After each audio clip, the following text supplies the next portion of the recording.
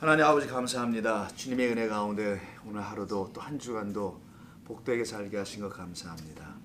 우리의 복은 우리 참 하나님을 알게 되어 영생을 얻는 것이 복인 줄 믿습니다. 그 길에 걸어서 있는 당신의 귀한 종들 위해 오늘 이 밤을 향한 이 자리를 향한 그 발걸음 또한 복된 줄로 믿습니다.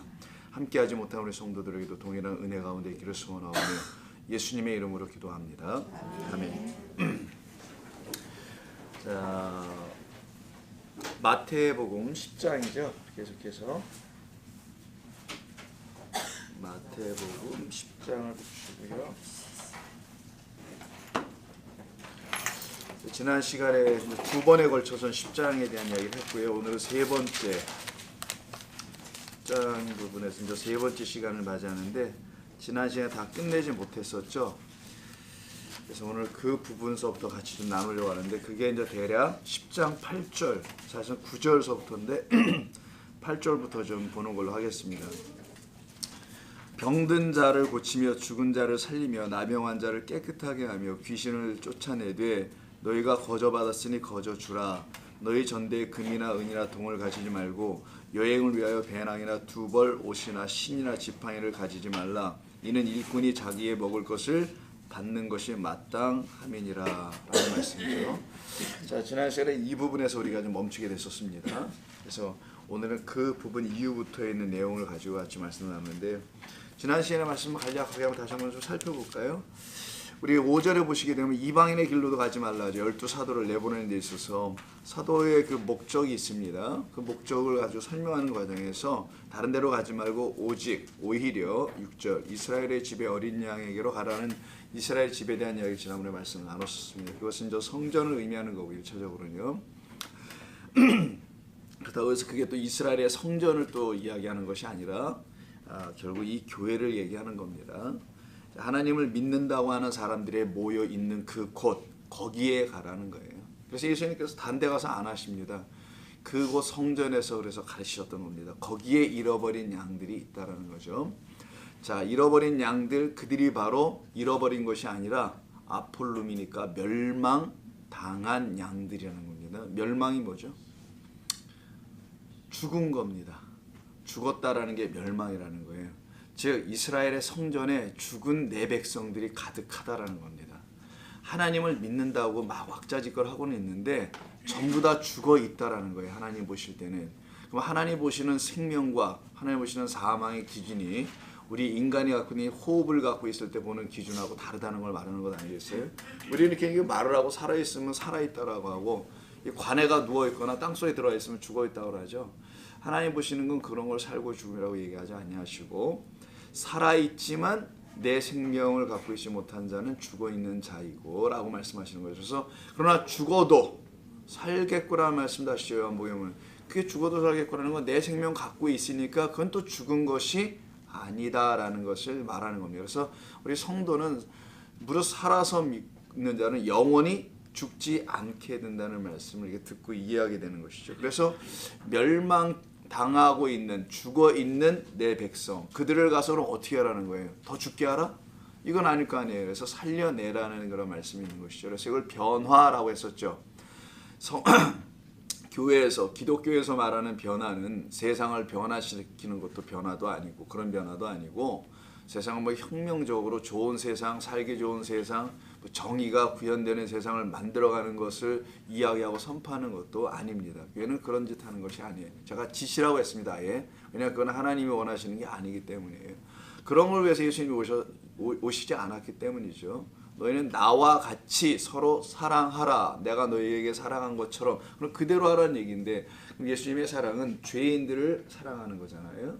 죄인인 너희를 내가 사랑하여 하나님이 원하시는 그 백성으로 다시 지어가겠다는 것이 바로 변화라는 거예요. 그래서 어떤 변화가 일어나야 되냐?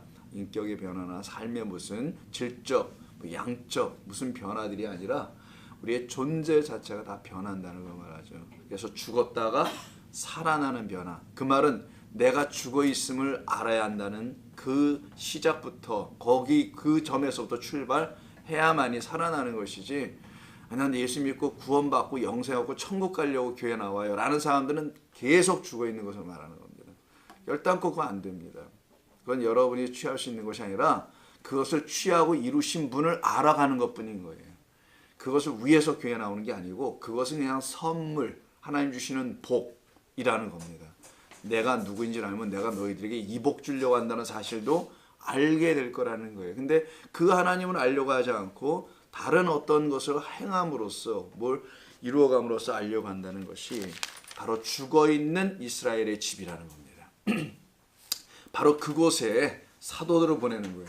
그러니까 여러분들이 교회에 오신다는 건요, 바로 그 교회로부터 여러분들을 살려내는 소리를 들어야 하는 것이고 또 듣기 위해서 와야 되는 거예요. 바로 그런 것이 이루어지지 않은 걸 교회라고 하지 않습니다. 그래서 아폴룸이라는 잃어버렸다는 것이 아니라 멸망당했다라는 말이 되고요. 다른 말로 썩을 양식이라고 번역되어 놨었죠. 그게 아니라 멸망하게 하는 양식이라는 겁니다. 그러니까 어떤 자들은 멸망하게 하는 양식을 주더라는 거죠. 어떤 자들은 그를 살리는 양식을 준다는 거죠. 살리는 양식으로 이 땅에 오신 분이 바로 오병이어의 떡으로 오신 예수 그리스도라는 사실을 말하는 거고요. 그를 떡으로 먹여주는 사람들을 살리는 자들이라고 또 하는 거예요. 성경에서는. 바로 그것인저 이스라엘 지배로 가라는 것이 우리 주님께서 말씀하신 것이 무슨 폐쇄적으로 어떤 집단에게만 가라 이런 말이 아니었다는 것을 이해하시면 됩니다. 그러니 그곳에 가서 하는 일이 단 하나밖에 없겠네요. 너희들이 천국이 없구나. 너희들은 천국이 없더라서 천국이 가까이 왔다라고 선포합니다. 하나님의 나라의 통치하심이었죠. 하나님의 섬기심. 하나님의 섬기심은 죽음의 대속. 우리를 위해서 죽어 대속하시는 속죄의 제물로서의 그 하나님의 나라의 통치하심. 이 섬기심을 받으라는 것을 선포하는 것이었죠. 그러니까 너희들의 수고로 천국 가고 영생 얻는 게 아니라 하나님의 전적인 은혜로 말미암아 살아난다는 사실을 가서 알려주라는 것이 천국을 선포하라는 것이지 예수 천국, 불신 지옥 이런 걸 선포하라는 얘기가 아니란 말이에요. 자, 그것을 선포하러 이제 내보내는 것이죠. 그것의 외적, 내적 증거가 8절이에요. 병든 자를 고치는 거고 죽은 자를 살리는 거고 나병한 자를 깨끗하게 하는 거고 귀신을 내쫓는 것이 우리가 소위 말하는 치유사역 하라는 얘기가 아니라는 거 지난 시간에 말씀 나눴었죠. 그런 걸 위해서 하라고 하면 교회는 뭐 병든 자나 고치는 곳, 그래서 그것으로 사람이나 많이 모으는 곳. 어느 절에 갔더니 이 절에 그 스님께서 사주팔자를 너무 잘 보셔요. 이제 불교가 토속 종교나 이런 거 짬뽕이 된 혼합된 종교를 말하는 거거든요. 원래 불교는 또 그런 것도 아니었었는데, 그럼 거긴 사람들이 시주도 많이 하고 때만 되면 거기로 찾아갑니다. 인기 있는 절이죠. 인기 있는 절에는 인기 있는 누가 있겠어요? 스님이 계세요. 그래서 그 절을 아주 돈을 많이 벌어요. 상당히 많이 법니다. 교회도 마찬가지 아닐까요? 교회도 인기 있는 목사 있는 교회는 많이 갑니다. 그리고 사람들이 많이 모이고 돈도 많이 거쳐져요. 똑같습니다. 세상의 종교들은 하는 짓거리가. 바로 거기가 죽었다라고 얘기해요. 저는 단순히 크고 작을 말하는 것이 아닙니다. 바로 그런 형태로 이루어져가는 그곳이 사도들이 가야 할 곳이라고 말했던 거예요. 바로 그곳에서 이제 복음을 전하는 것을 놓고 8절로 설명을 하는 겁니다. 우리 주님께서. 그래서 지난주에 설명했으니까 지난주 걸 참조하시고요. 그때 뭐라고 합니까? 8절 끝에 너희가 거저받았으니 거저주라라는 말이 나오죠. 이걸 절로 끊어놔서 그렇지 계속 읽어야 되는 거거든요. 너희가 거저받았으니 거저주라. 너희 전대에 금이나 은이나 동을 가지고 하지 말라. 이 부분이거든요. 이렇게 같이 읽어야 되는 겁니다. 그래야지 이해가 되는 거거든요. 그러면 이걸 문자적으로 이해하거나 뭐 다르게 이해하는 경우에는 이게 복음을 전하러 나갈 때 돈 가지고 나가지 말라는 거예요. 이게 뭔 말이에요? 여러분 어디 가려면 여행비가 필요하잖아요. 선교지를 간다 하면 예를 들어보자고. 그러면 여러분 비행기 싹서부터 시작해서 뭐 여러 가지 들죠. 남에게 피해주고 싶으니까 자비량이라는 게 또 생겨납니다. 저 자비량으로 간다.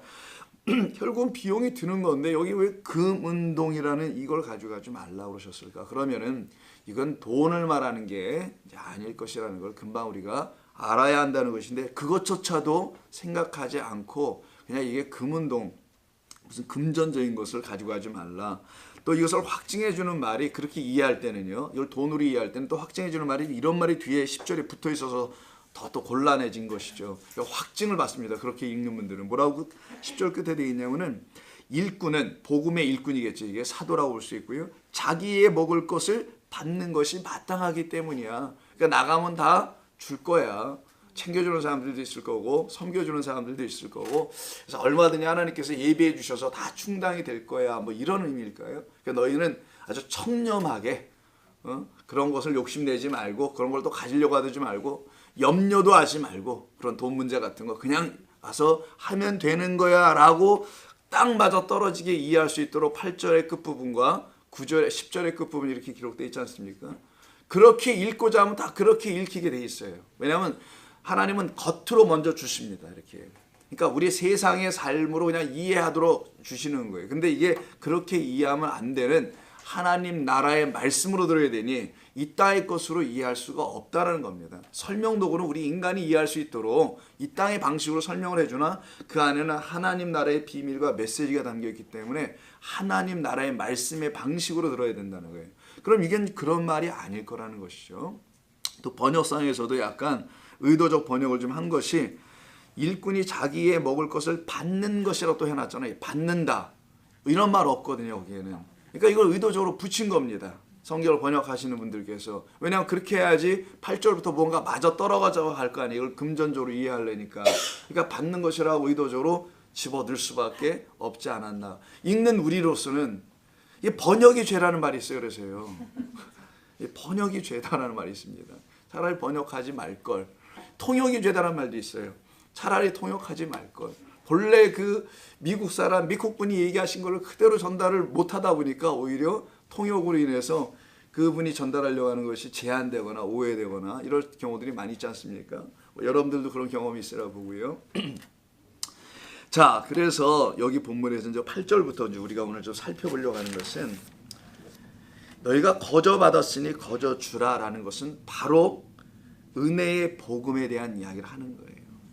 값없이 받았기 때문에 너희는 값없이 전해주라는, 그러니까 공짜로 받았으니 공짜로 전해줘라 이런 말이 아니라, 무벗으로 해라 이런 말이 아니라, 값없음이라는 게 의미가 뭔지를 알고 그대로 값없음의 내용, 그 은혜를 설명하시고 가르치라라는 거예요.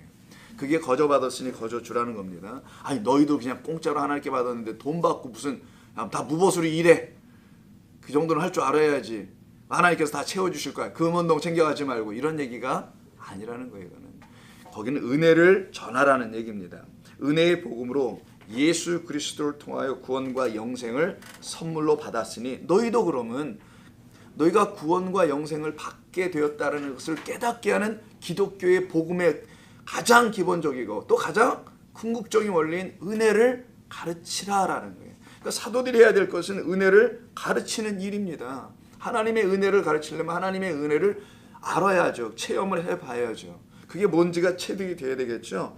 바로 그래서 사도들을 택하여 그 열둘이 된 자들이라고 그러지 않습니까? 전에 우리 말씀 열둘이 된 자들, 12사도가 아니라 열둘이 된 하나님의 그 아들들이 된, 하나님의 은혜가 아니고서는 야곱이 이스라엘로 바뀔 수 없다는 하나님의 승리함이 무언지를 알라고 하는 그 아들됨들이죠. 바로 그래서 그 은혜로 말미암아 구원을 받았다는 그 사실을 가서 알려주어라. 그러므로 10절이 9절이 나가는 거예요. 너희는 금, 은동을 가지고 하지 말라고 한다면은, 금은 동으로는 주지 말라는 거잖아요. 금은 동을 주지 말라는 거죠, 그들에게.